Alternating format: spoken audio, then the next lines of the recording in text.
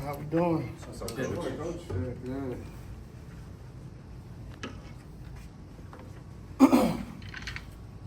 Leo, you're my designated first one. Of course. Hey, Coach Leo Rivera with BuffStampede.com. I just wanted to ask, what have you seen from this depth of this running back unit and what they've been able to compete in fall camp? Oh man, it's been really good to have a multitude of guys that can. First, I'll give us depth. That's always good at the running back position. We all know that playing that position is very physical, and sometimes it's hard to make it through a season. So to have some depth this year within the room, it builds competition, and it just makes you feel a little better when you know you got depth. If anything happened, I got another man, the next man up mentality. Be ready to go in and help us out there. Liam. Hey, Coach. Liam Howard, Bust on SI. Good. You got a lot of different running styles out of these running backs this year. In the go-go offense, how is it helpful to have, several guys of several different, running styles? Really, like you said, it's in the go-go offense. We do, a variety of different things, which requires sometimes different type of backs. We just with our running game, we pretty much run everything. And then we got guys that can, to be physical, we need, it's at times that we need more of a scat back type of guy. So having a multitude of guys with different type of styles is great for this offense because those guys can split out.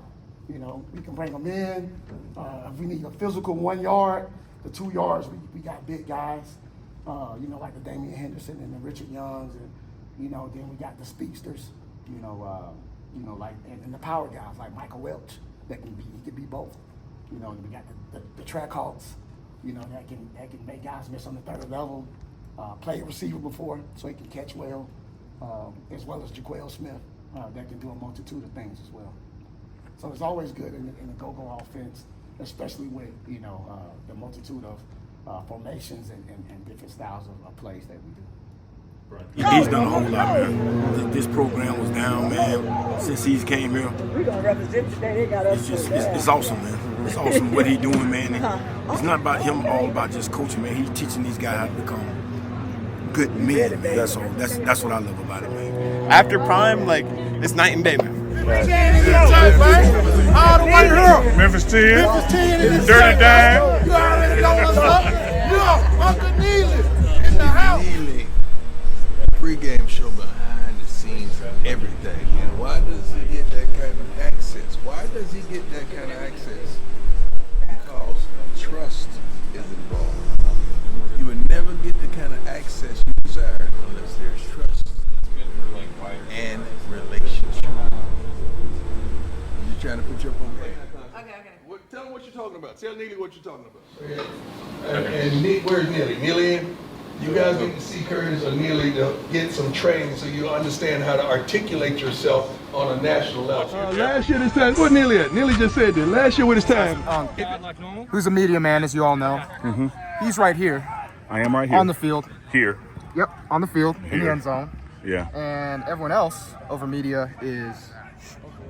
That's Aura. That's Put some respect on Unk's name. That's Aura. Aura. You know what Coach Prime says?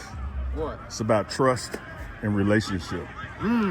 Every single day. Nobody lays it down like Uncle Neely and the pregame show. Let's go, pregame show! Here we go! Here we go! Hey, Coach. Brian Howell from BuffBlitz.com. I want to ask you about two different guys. Micah, led this team in rushing last year, but from what I'm seeing a little bit from watching the well-off, it seems like there's more intention with how he's running. Like there's something different about him. Are you seeing that? Yes. Number one, experience. If you think about it, this will be Michael's third year of playing power forward football. And the thing that the discussion that me and Michael had off season was, hey man, you got the most experience in this room.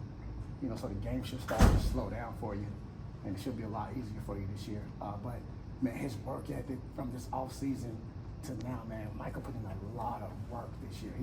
It's times that we had breaks to go home. He didn't go home. He stayed around. He worked out. The kid loves football, man. He don't have a plan B. This is it for him. So he's putting in a lot of work. And as you see, he's running with an attitude. He's running with the purpose. And I just love the way that he's added to his game of just catching balls and running routes out the backfield too.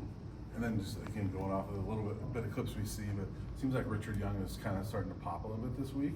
I think is he improving as camp goes along? He is, man. Richard Young, he came back from injury, so he missed a lot of the summer.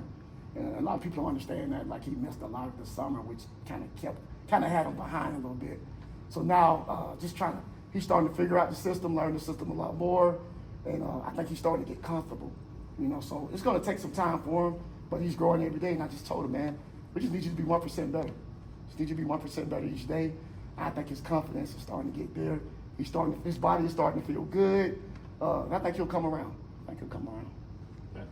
Hey, Coach Pat Rooney, Boulder Daily Camera. 2 weeks out from a game now, have you started to narrow down who's going to be in that rotation and what the rotation is going to look like? Ideally, how many guys do you want to play? Still competition right now. To me, I know it's 2 weeks away, but we don't have a starter yet. I'm making these guys continue to compete to the end. And, once we get to game week, it'll really start to narrow down a little bit more. But this week is still, to me, open competition to give these guys another week to kind of compete for it. We do a multitude of personnels. So we'll have a multitude of guys to be able to play for us. But at the end of the day, once a guy get hot, I'm going to roll with the hot guy. And that's just the way it's going to be. Hey, Coach, how you doing? What is it that gives you the most confidence, whether it be the scheme, the personnel, the coaching, that, this running game is going to be able to, kind of change the narrative from what it's been the last few years?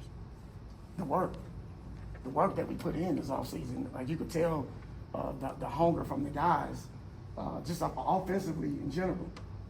And just watching my running backs, man, just put in the work and having some experience in the room with Track Hawk and, and having, Michael Welch always helps having experience. And then bringing in the two guys from Sac State, Damian Henderson and Jaquel Smith, who's very productive on that level. So it's still considered experience, right? No matter what football you play. So I think we have a multitude of guys that have experience. So which is going to make our room a lot better because they played before. I want to ask about Jaquel too. I know he missed at least a portion of the spring. Yes, sir. It looks to be back healthy now. I talked to Track Hawk last week. He said that's just somebody who's hard to tackle. Yeah. Like, how have you just kind of seen Jaquel now that he's healthy, acclimate within this offense? Explosive.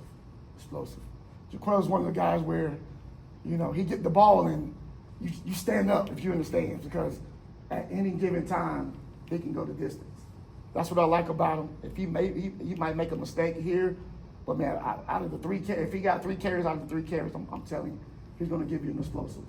As well as, he can catch the ball out the backfield as well. But the kid can run, man, and once the game began to really slow down for him, because he's still young, he's a sophomore, so he's still learning, he's still growing, and I think as the season grows, you're going to see him really start to impact for us. Appreciate it. Hey, Coach, Jake Schwann from DMVR. Seems like Bryce Hicks has really made some plays throughout spring or throughout fall camp and in spring as well. Just what have you seen from him? Man, the growth. Bryce got a little chip on his shoulder because he was a big-time recruit coming out of Georgia, out of high school, faced a major injury, and kind of lost everything along the way. So Bryce Young got a chip on his shoulder right now. Bryce Hicks, I'm sorry. He has a chip on his shoulder right now, and he's showing it every day. And the thing I always told him, hey, take advantage of your reps. I tell all my guys that. If it's 1 rep, you got to take advantage of it. And that's how you earn the right to get a 2nd rep. And that 2nd rep go good, you earn the right to get a 3rd. And I think he took that to heart, man, and he's taking advantage of all his reps.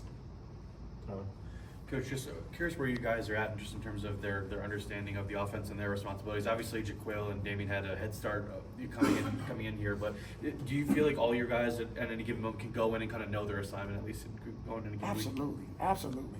Man, like we was talking about today, and Coach Marion mentioned it to our guys after practice today, like how we got to feed off each other's energy. And I think we do a good job with that. We have a selfless backfield to where we feed off of. If Michael Welch go in and he makes a big run, okay, we're celebrating. We're celebrating that run, and the next guy's waiting on this opportunity to go in. And Michael Welch made a 15-yard run, he want to get a 20-yard run. If he make a big block, the next guy get in, he want to be. That's what we're building in our room. Daily competition and learning how to feed off one another's energy. Just want to talk a little bit about a certain situation, short yardage. For 3 years now, this program really hasn't been able to buy a yard or two, 3rd and 1, 4th and 1, 4th and short. How big of an emphasis is that this fall, especially with the room you've got? You got a lot more skill sets for that now. Absolutely, man. That's a big thing. I tell our running backs, that's a mentality. Once you get in that red zone, that goal line, it's really all the mentality right there, man. And I think we've been harping on that. When we get that close, we got to put it in. You know, 3 punts we're happy about, but we'd rather take the 6. We'd rather take the 6. So your mindset got to really change when you get in there. And I tell my guys, nothing's going to be blocked up perfect, okay? But we got to learn how to find a way to still get in. So it's a mentality that we've been harping on all off season.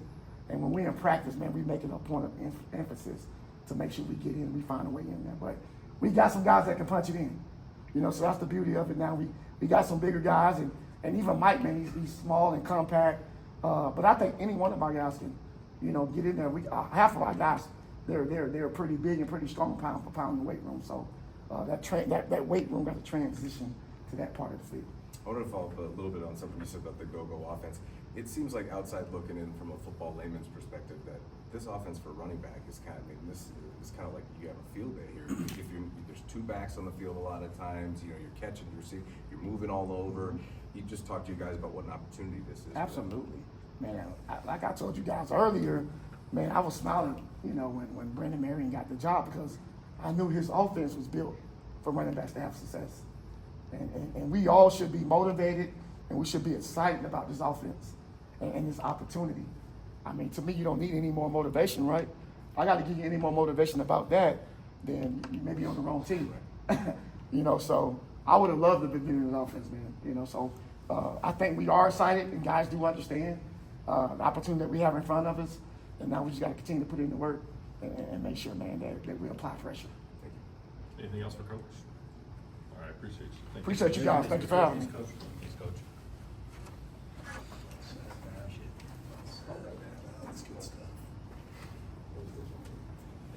Is one of the premier litigators in the United States.